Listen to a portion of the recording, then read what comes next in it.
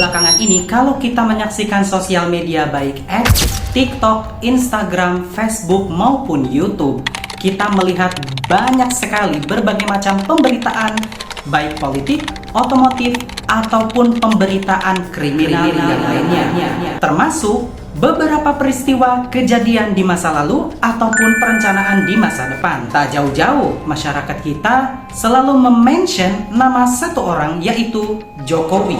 Ada apa sih dengan Pak Jokowi selalu saja dibahas? Namun kali ini pembahasannya lebih kepada janji Jokowi yang ditagih oleh banyak sekali masyarakat Indonesia mengenai mobil SMK.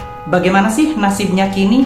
Assalamualaikum warahmatullahi wabarakatuh. Berjumpa lagi tentunya bersama saya Ihsan Patel di IPTV. Iran tengah menghadapi lonjakan stok minyak yang tak terserap pasar. Kecemasan adalah bagian dari hidup manusia. Baik, dari minyak goreng sampai tahu tempe, semuanya tak lagi ramah di kantong. Kenapa orang cakep lebih gampang dimaafin? Kenapa orang cakep lebih punya privilege? Belum bisa menikmati air bersih secara maksimal. Prajurit yang lebih menarik dinilai Setiap yang hidup memiliki masalah, dan IPTV membahasnya. Belakangan ini banyak sekali netizen mengkaitkan janji-janji politik di masa lalu dari berbagai macam tokoh yang ada di Indonesia.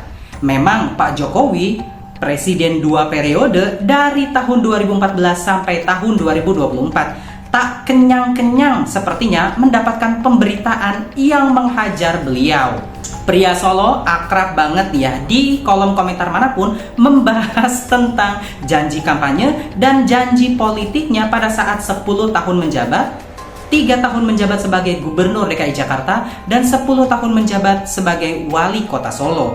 Bukan cuma ijazah dan juga anaknya Gibran dan juga Kaesang yang terjun ke dunia politik, dan menantunya juga Mas Bobi yang menjadi Gubernur Sumatera Utara. Bukan cuma itu, tetapi penagihan janji mengenai mobil nasional alias SMK. Kemana sih mobil SMK sekarang? Dan bagaimana sepak terjang beberapa lawan politiknya untuk terus menggaungkan mobil SMK ini? Yuk kita bahas. Kilas balik romantisasi SMK.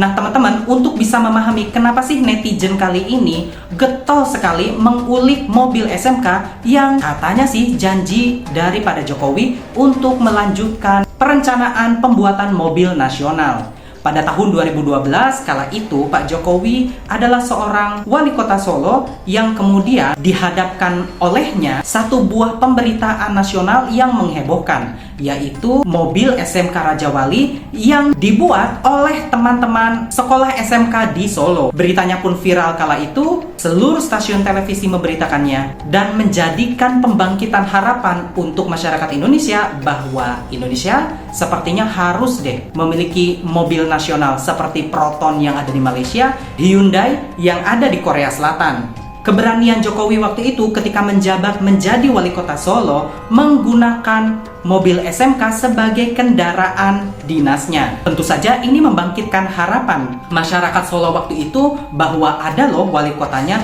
yang berani unjuk gigi dan percaya diri menggunakan produk lokal. Hal inilah yang menjadikan masyarakat lainnya pun bangga bahwa Indonesia akan memiliki mobil nasional, yaitu mobil SMK. Secara politik, momentum ini sangat masif. SMK ikut melambungkan nama Jokowi ke panggung politik nasional. Hingga akhirnya, Pak Jokowi melangkah ke Jakarta sebagai gubernur dan kemudian menjadi Presiden Republik Indonesia.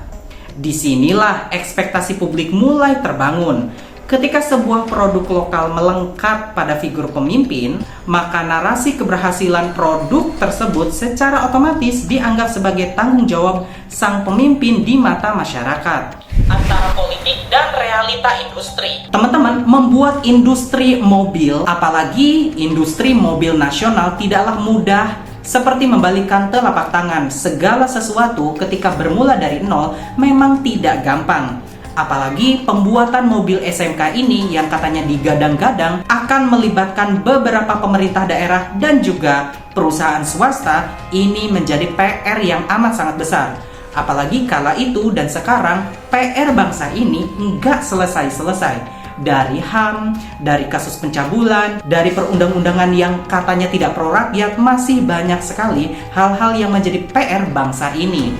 Terlebih industri otomotif ketika dikelola oleh negara yang akan menjadikan industri mobil nasional harus menghadapi realitas politik dan realitas industri. Harapan publik dan realitas industri inilah yang kerap sekali bertabrakan. Eskalasi politik juga berbeda. Dalam beberapa wawancara di media kala itu memang Jokowi selalu menggaungkan tentang industri mobil SMK. Hal ini membuat masyarakat kita menjadi memiliki harapan yang amat sangat tinggi. Publik menangkapnya sebagai janji yang akan ditepati, mobil yang ramah kantong, berkualitas tinggi, dan tentunya negara Indonesia dihargai oleh mata dunia.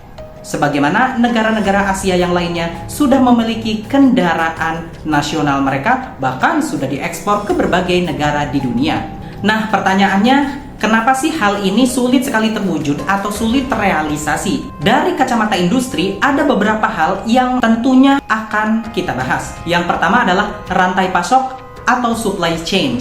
Membuat mobil itu membutuhkan berbagai macam komponen, banyak banget komponennya. Jika beberapa komponen tidak bisa diproduksi di dalam negeri, maka biayanya akan membengkak karena beberapa komponen akan ekspor dari luar negeri. Yang kedua adalah investasi dan skala ekonomi. Untuk bisa bersaing dengan negara-negara otomotif seperti sekarang ini China, Jepang, dan juga Korea Selatan, maka membutuhkan biaya dan juga investasi yang amat sangat besar pada produk ini. Kemudian agar produksinya ini masif dan juga banyak, membutuhkan biaya yang amat sangat banyak agar harga jualnya menjadi murah. Dan yang ketiga adalah uji kelayakan dan regulasi. Proses dari sebuah prototipe komersial hingga lolos uji emisi ini membutuhkan proses waktu yang amat sangat lama. Pada perjalanannya, SMK bertransformasi. Merek ini dipegang oleh pihak swasta, yaitu PT Solo Manufaktur Kreasi, dan sempat meluncurkan mobil pick-up SMK Bima, bahkan memamerkan mobil listrik di ajang IIMS beberapa tahun lalu. Statusnya pun ditegaskan bukan sebagai mobil nasional, melainkan mobil buatan Indonesia yang diproduksi oleh perusahaan swasta. Lantas, mengapa netizen masih menagih dan juga menghujat Jokowi? Nah, jika secara legalitas dan bisnis mobil SMK ini sudah dipegang oleh swasta dan bukan lagi ketokohan seperti Pak Jokowi, kenapa sih Pak Jokowi selalu diseret dalam isu ini dan menjadi bahan perbincangan di berbagai macam media dan juga media sosial tentunya? Kenapa ya? Jawabannya ada dua nih, jejak digital dan dinamika digital. Dalam teori komunikasi politik teman-teman, jejak digital ini adalah hal yang amat sangat abadi di dunia ini. Bayangkan seluruh akses informasi dan ilmu pengetahuan serta jejak digital seseorang bisa diakses di internet kapan saja dan di mana saja. Coba perhatikan dari tahun 2012 hingga 2014, foto, video, pernyataan tentang mobil SMK yang diucapkan oleh Pak Jokowi baik di wawancara maupun pada saat kampanye masih bisa kita jumpai dan konsumsi hingga sekarang ini. Inilah kenapa netizen banyak sekali menagih janji tentang mobil SMK, karena informasi tersebut gampang sekali untuk diakses. Di sisi lain, kita juga harus melihat ini dalam konteks polarisasi politik. Di media sosial, isu SMK seringkali tidak lagi dibahas sebagai masalah teknis otomotif, melainkan sudah menjadi komoditas politik atau meme untuk mengkritik kebijakan pemerintah secara umum. Bagi kelompok yang tidak puas dengan kinerja pemerintahan masa lalu, SMK menjadi simbol janji yang belum tertunaikan sepenuhnya. Hal ini adalah konsekuensi logis ya teman-teman. Seluruh politikus di dunia ini, atau bukan politikus sekalipun, memang selalu diuji oleh janji-janji kampanyenya dan pernyataannya di masa lalu. Nah teman-teman, adakah kalian pernah berpikir bahwa hal ini wajar sekali ya, kenapa Joko Widodo selalu saja diterpa oleh isu-isu yang ada di masa lalunya? Mungkin pelajaran bagi kita adalah tidak menggunakan janji-janji di masa lalu, baik itu kampanye, wawancara, ataupun podcast, sebagai ajang untuk menebar harapan kepada masyarakat. Boleh, tetapi tentu itu perencanaan yang harus dilakukan. Nah, kalau kalian melihat ini bagaimana nih? Adakah kalian yang udah pesen mobil SMK?